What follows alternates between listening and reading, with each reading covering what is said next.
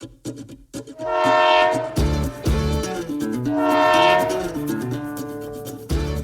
to the 266 Express. I'm John Noblet with my co-host Donna Green. Donna, who we got today? Today we have here Miss Tona. And Tona, give us a little bit of your title. What do we officially call you, other than Sanger's historian for sure? Well, I'm Tona Batis, and I'm the president of the Sanger Area Historical Society. I was born and raised in Sanger, lived here till I graduated, went off to school, came back a couple of years, lived here a couple of years, and then left again, but I'm probably almost here more than I am at my home. Well, not a lot of people know that Sanger has a historical society. Can you tell us a little bit about the organization, what you guys do, what your goals and objectives are? There were a group of, I believe it was 7 people, some from Bolivar, some from Sanger, that formed the Sanger Area Historical Society back in 1999. And I think there were 3 gentlemen on the board, and Nell Armstrong, who was Sanger's first and only mayor, female mayor, rather, she was the president of the group. And in 2010, I got a call saying, would you be on the board? And I had been coming up, helping them out, but was told, well, you can't be on the board because you don't live in Sanger. But then Nell wanted to retire, and so they asked me if I would be on the board. Little did I know that at the meeting, everybody was going to vote for me to be the president. Set you up. That night, driving home, I thought, I feel so honored. But then what did I just get into? And here we are 14 years later. I'm still the president, but Sanger's just so near and dear to me that it's really, as they say, a labor of love. Awesome. So how did Sanger get the name Sanger? This is very interesting. For years in my life outside of Sanger, I somehow always got Sanger into the conversation. Mm-hmm. And somebody would say, is that Sanger like related to Sanger Harris, the department store? And I'm like, no. But it was years later, I found out the Sanger brothers, there were 7 of them. They lived in Waco. And 3 of them, they had a store in Waco. It was like a dry goods store. And they decided to go to Dallas and open a store there, and it was Sanger Brothers. And one of the brothers, my understanding is he went on to Chicago and did something else. But these 2 brothers rode the train every day from Waco to Dallas to their store and then rode it back home every night. So they were great customers of the Gulf, Colorado, and Santa Fe Railroad. So Sanger began in 1886, and the railroad was coming through. They were building it from Cleburne up to Purcell, Oklahoma.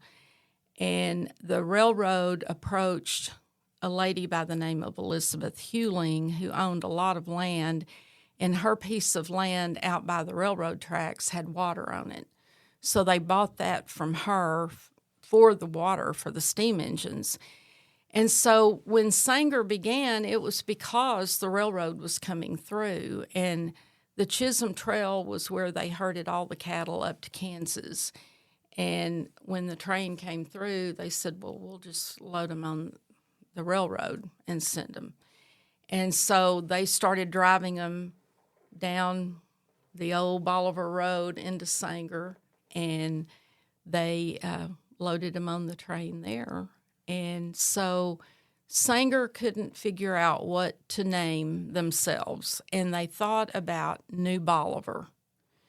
And the post office rejected it. They said, you're too close to Bolivar, the mail will get confused. And I haven't been able to find any history how big a concern this was and how long it took, but the Postal Service actually named it Sanger. Well, no, I take that back. The railroad suggested naming it Sanger in honor of the Sanger brothers. And as far as we know, neither one ever came to Sanger. Well, they were missing out. Yeah. For sure. Yes. They're missing out. Yeah, we do understand the railroad does play a significant part of all Texas cities. And we know, of course, there was the push a while back, and we talked about that, Sanger, where the trail meets the rail and some of those things. Can you tell us a little more about how the railroad impacted our growth? Well, people had started moving into this area. There was a Mr. Reddy that was moving his family from Aubrey.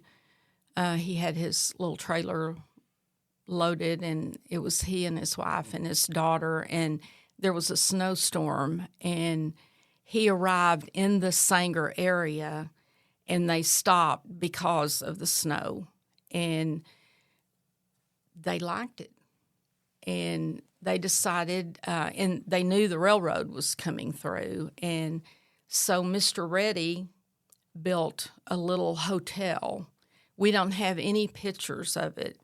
We have a picture of a boarding house that belonged to someone else, but we suspect it was probably very similar. And they called it a hotel, but it could have been more like a boarding house back then. But Mr. Reddy, he was very progressive. He decided he wanted to be the postmaster. So he applied, and mail started coming to Sanger, and his wife cooked for it was mainly the men herding the cattle into town that was the biggest draw. And then saloons popped up for the old cowboys, and Sanger was a very thriving young town back then. At some point, and I forget the date, but it was the late 1800s, most all the buildings were little, just wooden buildings thrown together, and one of the boys said, we're having these rats in our building, so I'm going to smoke them out. And he started a little fire, and the whole town burned down. But I don't know where the rats went, but he burned the town down. But there were a lot of businesses back then. And then over time, they started building more permanent structures. Okay. Wow.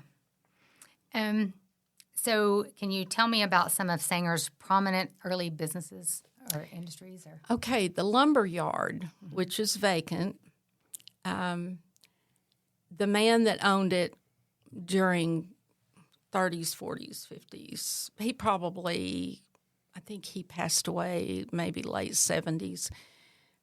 His father started that. I believe his name was A.W. Wilson. Mm-hmm. He and his brother started the lumber yard. And then there was the silk finish flour was a product of the Sanger Mill and Elevator Company. And it built close to the railroad track, and there was a side track that went over to where their mill was. And they produced silk finish flour. And I think I read where they produced like 100 pounds a day, which was a lot way back then. And they shipped it all over Texas. And when I got involved with the historic group, there were several ladies that were quite a bit older that have now passed, but they were a wealth of information. I said, why did they call it silk finish? And they said what they had was they spread silk over these bins, and then they dropped the flour down on top, and it sifted it through silk. So it took out all the chaff, everything. Mm-hmm. And it was such a fine, fine flour. And a little interesting story about that, the man that was running the mill was also on the board at the bank. And the guy that ran the bank he really didn't like what he was doing. So they just switched jobs. The guy at the bank went down and started running the mill, and the guy from the mill went to the bank. And I want to find that swap. Yeah, me There's too. many days I would love to find that swap. and then there was a blacksmith shop. It was right down there, right behind the lumber yard, and the mill was behind that. So it was all right there in the area of the railroad. So over the years, of course, when we started talking about this, you are a wealth of knowledge about the area. And so I was super ecstatic about today. And I told you earlier, I'm going to learn something today. What are some of the changes from the foundations up to maybe even the present that you've seen through your research into the history of Sanger? How have we changed? What I see more present day is so many young families moving to town, and they all seem so excited. A lot of them come into the museum and they'll say, we just moved into this house over on so-and-so street. What's the history on it? Well, that's one area we're very lacking in. Now, I believe the young people moving here is why Sanger's growing, because when I was growing up, all the families had their children. The children stayed here, and they had children, and they stayed here. But that's no longer the case. The old-time families, there are a few remaining relatives that live here, but it's primarily newer people. And for that, it hurts us a little bit because we have so much history to tell, but we're naming families which they don't know about, and so we need to be able to identify, for instance, a house that they live in, and they want to know. There's one on Bolivar Street that the couple moved there 2 years ago, and they came to the museum wanting information, and I knew who had lived there for many years because they were my relatives. So that's just been in the back of my mind. I need to find out exactly where that house came from. And I was reading an article online, and there was this little tidbit, and Mr. Wilfong of the Wilfong building, he built that house. And I called a lady that is a member of ours. She just turned 100, but I mean, she's still sharp on most days. And I asked her, I said, where did the Wilfongs live? And she knew exactly where they lived. And she said, my mother used to go visit Mrs. Wilfong. So I was thrilled. I called the owners of that house and told them, I said, just go downtown and see the Wilfong building. And that's where it started. So we try to get in, little tidbits of information like that. So are there any notable historical figures associated with Sanger? And if so, how have they really influenced the development of Sanger? Well, I don't think any of our main historical figures really contributed to Sanger present day, but James Hollingsworth, he was a 3-star general. He served in World War II, Korea, Vietnam, all the little ones in between. We have, there was a lady named Mary John Melson, and where the current library is, there used to be a strip center there. And on the very south end of that was the Very Best Bakery. And her father was a baker. He made bread and pies and donuts, but he was quite a musician. And the stories are, and I've heard this firsthand from people, that at night Sanger would be so quiet, and these men would gather in the back of the bakery, and they would open that side door facing Bolivar Street, and they were playing their fiddles and their guitars, and Mary John was his daughter. She was a very young little girl. And when she graduated from high school, she went to college, got a music degree, ended up moving to Nashville. She helped Chris Christopherson in his career. Her and Lefty Frizzell co-wrote Long Black Veil, and she wrote One Day at a Time. She wrote that. Her husband died overseas, and there's a big story about it. But after he passed away, she wrote One Day at a Time, and several country stars have recorded it. And then we have Perle Mesta.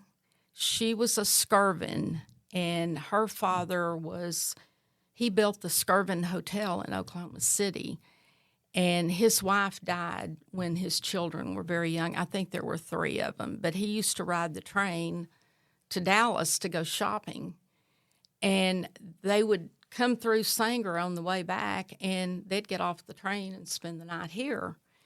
So as she became older, she ended up going to Washington, D.C., and I believe she was there for 5 president terms and became known as the hostess with the mostest.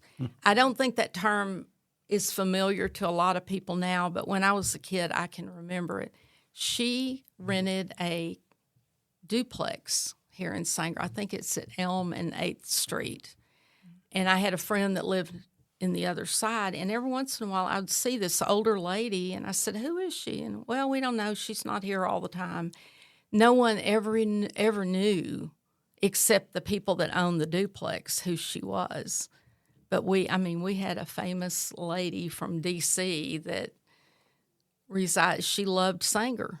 Awesome. So you're living right here in Yeah. plain sight. Yeah, right. Yeah, that's exciting because, the city has tried to take an effort to tie some of our history back to some of the things we're doing. I mean, the Songwriter Festival is something that came up due to some of those facts that you just mentioned, and of course the church and the city's maintenance of the old church there.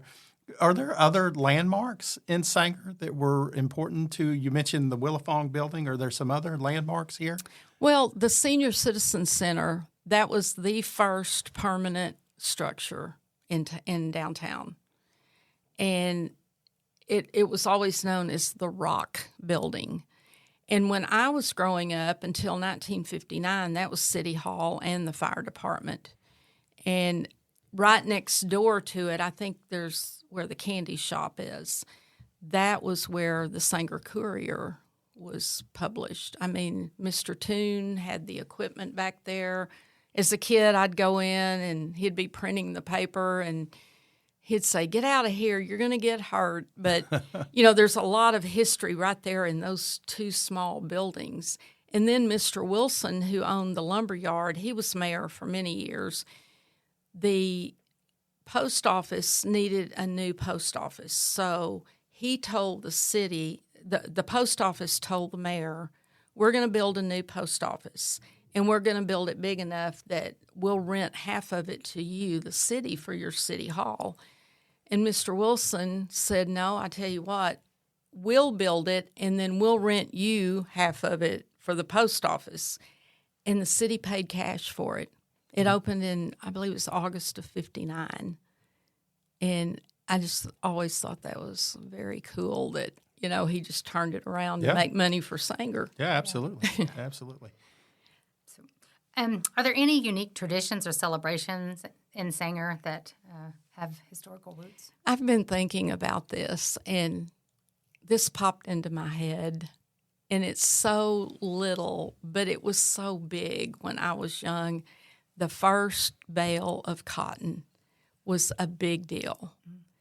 And, most of Sanger was cotton fields and farming. And when they would get the cotton and put it in a bale, the man that got the first bale, he would bring it down and set it right outside in front of the old First National Bank building, right there on the corner. And he would bring, I happened to be in town one day. I was probably about 7 or 8 years old, and I saw this man putting a bale of cotton up there. And I asked my mom about it, and she said, "Oh, that's Mr. So-and-so." I don't remember who it was, but anyway, the news just spread throughout town. The first bale of cotton goes to, farmer, whoever. And it's just such a small thing, but it's just such a part of our history, those type of things. And then, of course, the celebration, I think we figured out it started in 76, I believe. And that's always been a big one. And the Saturday drawing, oh, my goodness. We've got a picture in the museum from 1927 of all the people downtown. You could not drive a car off of 5th Street down Bolivar. I mean, it was just packed with people. And what was so funny about it, even though people that lived in town that could go to the grocery store, they waited until Saturday. And then my grandmother lived 4 blocks from downtown, and Saturday they got in their car, they drove downtown and bought their groceries and put them in the back seat and waited on the drawing. And, it was just such a fun time. Kids just ran loose, and, your parents would give you a nickel or a dime, and you'd go to the grocery store and buy a bunch of penny candy, and it was just a great time. Those are the only things that I can think of that, besides the celebration, that are really still relevant today. What was the drawing? What was it? Well, all the merchants would put in money. I found something like some would put in a quarter, some 50 cents weekly. Mm-hmm. And everybody put their name. It was a great big bucket, and it had a big cutout in the top. And usually in the wintertime it was at 2 o'clock, and I think in the summer it was at 3. But people would it was like ants moving around in town, and we're waiting on, Bill Carter was the constable then, and he always had the drawings, and I don't even know where he kept that bucket, but he would come out with it, and he would pick one of the kids to draw. And third place, it changed over the years, but for instance, third place might be $1, second place was $2.50, and then first place was $5. And you wanted to be the kid that got to draw for first place, because if somebody got the $5, maybe they'd give you a tip.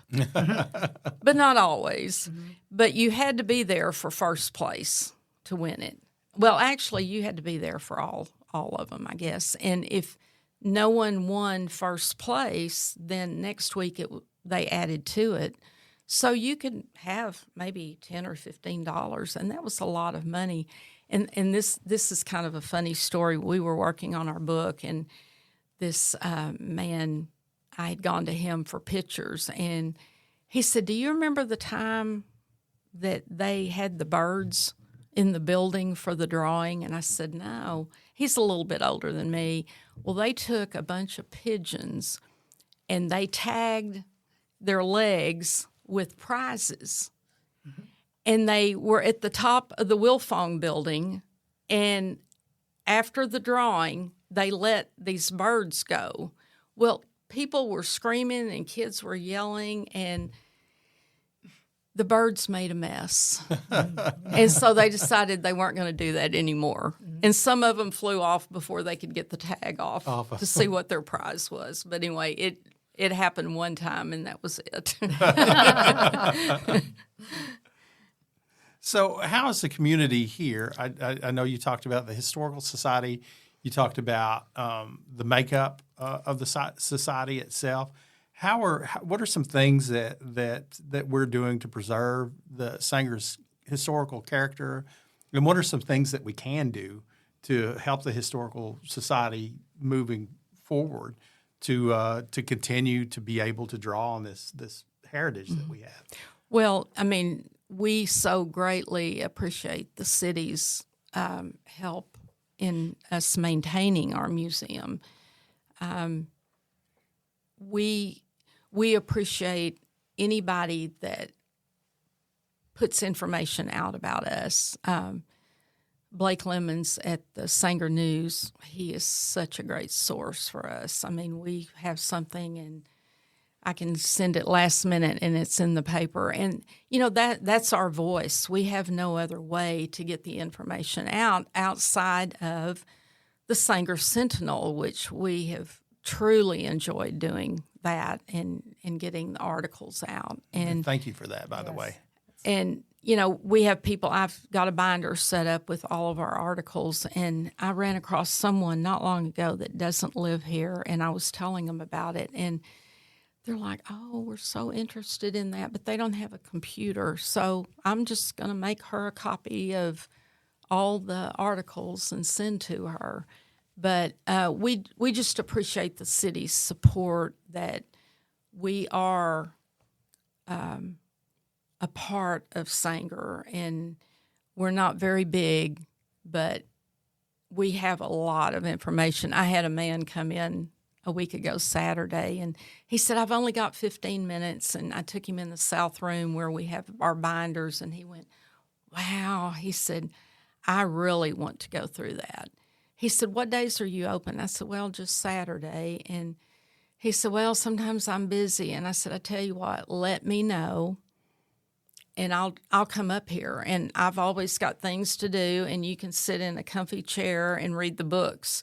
So we're very available for, field trips. I've had people call me that say my aunt from Kansas is coming to town, and she wants to see it, and I'll run up here or get one of the other board members. And we have a new man on our board. He's a young guy, just graduated with his master's degree, and he's so progressive in his thinking. And what we're doing, we have a really good supply of all the years of the Sanger annuals, high school annuals. And we've got them scanned, I think, through 2016. And we have these fancy little flash drives that we're loading all these annuals on. And we were meeting Monday, and he showed me, put it on the computer. You can actually do a search. So you can put your name in there and do a search, and every annual that you're in, it's going to pop up. And the resolution of these pictures are just amazing. People will be able to download these of families. I've had people contact me and say, my brother died very young, like early 20s, and we don't have anything from his high school annuals, and I go pull it out and scan it and make copies for him. And so our intention is we're going to sell these flash drives, make that available. He is now setting up, well, it's already on Facebook, our Facebook account, and he's posting things to that, which we've had so many views lately that I'm not real computer savvy. I don't know how it's getting out there to people, but we've had a lot of people from Sanger, California that are on there looking. Yeah. We're kind of like a sister city. But anyway, this Devin, he's very progressive in his thoughts, and that's what we need, is somebody young that understands it. Does the society, do y'all look for volunteers, people that can provide information? Maybe somebody listening to the podcast has some information about Sanger that we don't have. What's the best way for them to get in contact with the Historical Society? Well, they can get on Facebook, the Sanger Area Historical Society. They can contact me. I don't know if y'all would be up for it if they contacted the city to find out how to get in touch with me. We'd be absolutely can always fine with contact that. me. Yeah, Yeah. absolutely. They can always contact me. And they can put a note on our door. We're going to have a website. Devin is setting up a separate website, so we'll have contact information there and emails, so people. But as far as volunteers, we were wanting volunteers to help us run the museum. But so many people, they're not committed to doing it, on a regular basis. And one lady said, "Well, call me on Friday and I'll let you know if I can do it Saturday." Well, that just doesn't work. We kind of need it to know ahead of time. But we would love to have volunteers come up. We have so much information that was given to us during COVID. People were cleaning out, and they're like, "This sounds like something for the museum." And I would come up during the week, and we'd have boxes sitting at the front door. We wouldn't even know who donated it. But we would love to have volunteers come in and help us catalog items, because we do have a large collection of history that's in binders. And it's by category. We have like churches and cemeteries and schools and city government. We have 2 books for city government. So we have a lot of information. And yes, we would love volunteers. We would really like to have, young people volunteer. We worked with the 6th grade gifted and talented that just did the Sangeropoly game. Yes. Yeah. And they came to the museum one day, and it was so rewarding to see those kids just grasp this history. And the day they presented the board to Valerie Foster, we were invited to attend, and Miss Donaldson asked each student, "What did you get from this?" And I think there were about 15 of the students there that day, and I think there were 6 or 7 of them that said, "Did you know that in the Wow building there was an opera and a wrestling match?" Mm-hmm. They all remembered these things that I had talked to them about, and they included on their board game. I think one of their chance cards was, "You won the Sanger drawing this Saturday, collect $200. Well, we never had $200 drawings, but that shows the sign of the times. Yeah. So what do you say? What excites you most about Sanger's future? Oh, my goodness. I just love Sanger so much. I don't know why I don't live here, but I think I knew it was coming. When the freeway opened in 1959, I lived 3 doors from it. And at the time, I was a 6th grader, and I thought, this is really going to change the town. And it didn't. The only thing it changed is the highway was not going through downtown Sanger any longer, and we lost all our red lights except the one blinking red light. Mm-hmm. But I'm excited about it, that Sanger's growing. My only concern is downtown. That's our history. And I really hope that the downtown is never changed from what it is now. I mean, there's, a couple of vacant lots that could be built on, but these buildings are historic, and we need to keep them. Yeah. So in order, we realize that in order for those things to happen and preservation to happen, people need to be educated. And so what are, outside the museum and maybe the location of the museum, which we haven't talked about, but what other resources would you recommend the listeners of the podcast tap into to kind of learn more about the history? Because as you mentioned, we have a lot of new faces coming into the community. What resources can we use to get them tapped into the history of Sanger? Because I believe that's really important if you can educate early and get somebody bought into what you're doing. I think it has an impact on how you develop over time. Okay, with we've got a couple of new board members, and this one, he's very progressive, and he's doing so many things. And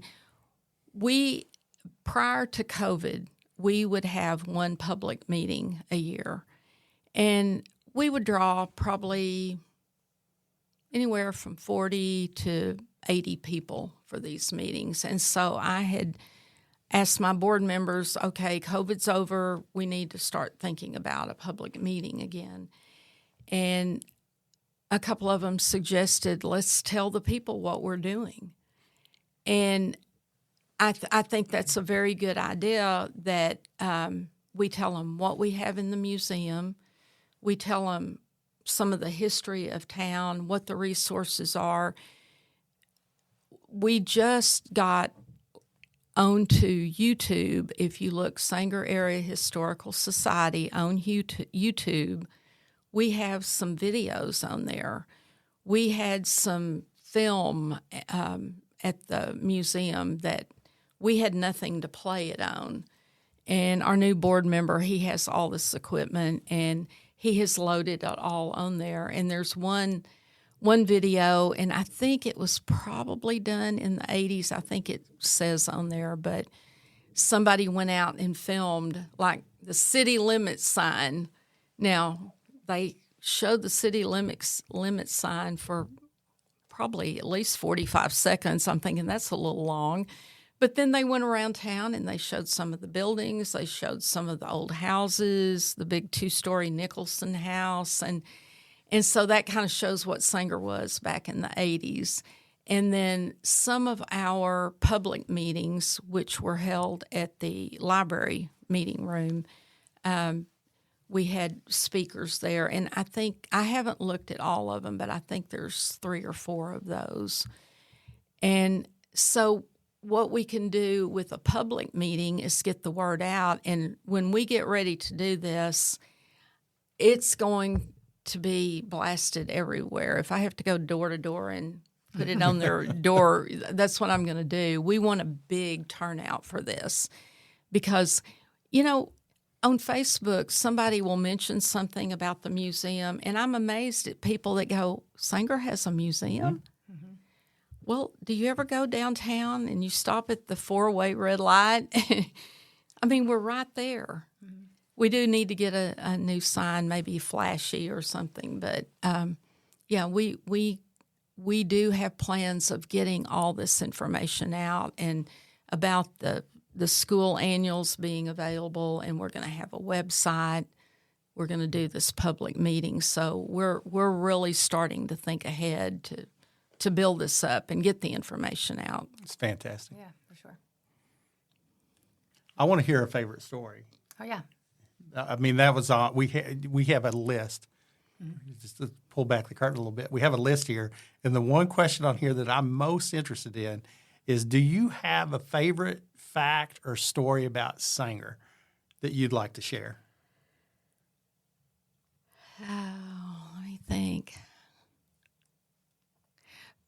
Probably the sit, spit, and whittle benches.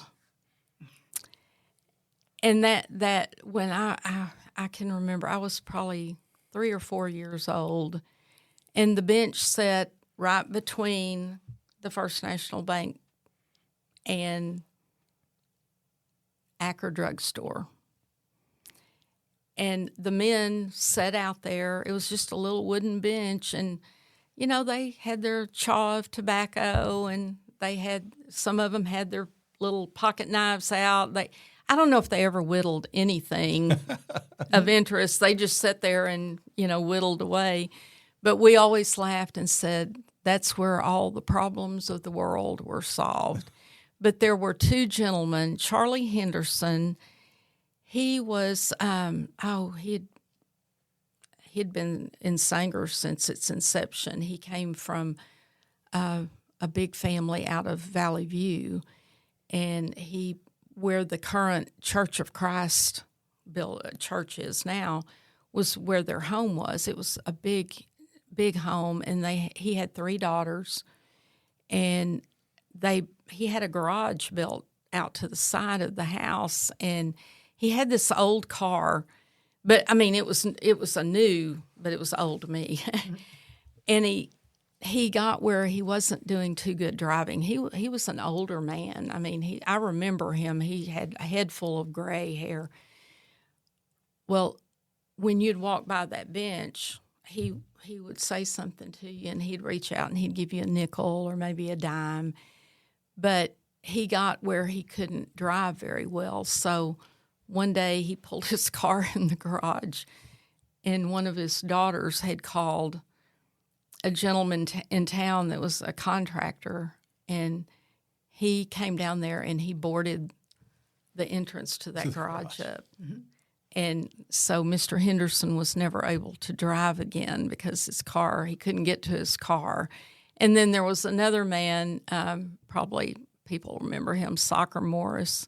He was a character. If you walked by, he would reach out and grab your ankle. And it would just, you knew what was going to happen, and you'd try to get to the edge of the sidewalk, but he'd jump out and grab your ankle and say, I'm not going to let go of you. Just little things like that. In the drawing. And Sanger had a movie theater, and, we went to the show every Saturday afternoon, and we'd get through in time for the drawing. Yeah. Maybe we need to put that bench back. It solves all the problems. I could use that. I'm liking the drawings, too. That's great. Yeah. You're going to have a conversation with the chamber, aren't we? Yeah. We need a drawing. Well, thank you so much for coming in today and sharing with us. Again, not everybody, I know when I first came here, even though I grew up just down the road, Sanger has a wealth of history that we're just not informed on. And I really appreciate your dedication to the community, for continuing to gather that information and disseminate that, because I do believe that that's important to our future. You can never become disconnected from your path or your past. Mm-hmm. I'm sorry, because that is part of what creates community. That's right. Yeah. And we're lucky we had some great historians that kept this alive for us current day. So you're doing a great job, and I really appreciate all the stuff that you're giving us to put out in the Sentinel. The stories are great, so hopefully that's helping get out some of the history of Sanger. So I love doing those. Yeah. I think I need to hurry up and get this done, so I'm going to make this quick, and then it ends up in 2 or 3 days of work. Look, I want pictures, and that's my biggest issue, but I love doing it. Yeah, I appreciate it very much. Thank you. I enjoy reading them as well. So, yeah. Well, if anybody listening, again, if you know anything about Sanger from our past, or maybe you have photographs or any additional information, you could get with Donna. Yep. Here at the city, and she'll put her email link, I guess, in the links. Yes.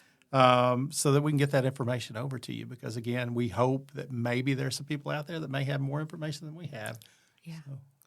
And I'm happy to pass it along to you guys for sure. So Okay. Our museum is located at 211 North 5th Street. It's on the southwest corner of Bolivar and 5th Street. Thank you. Thank you. Well, you've been listening to the 266 Express. It's the official podcast of Sanger, Texas. We thank you for joining us.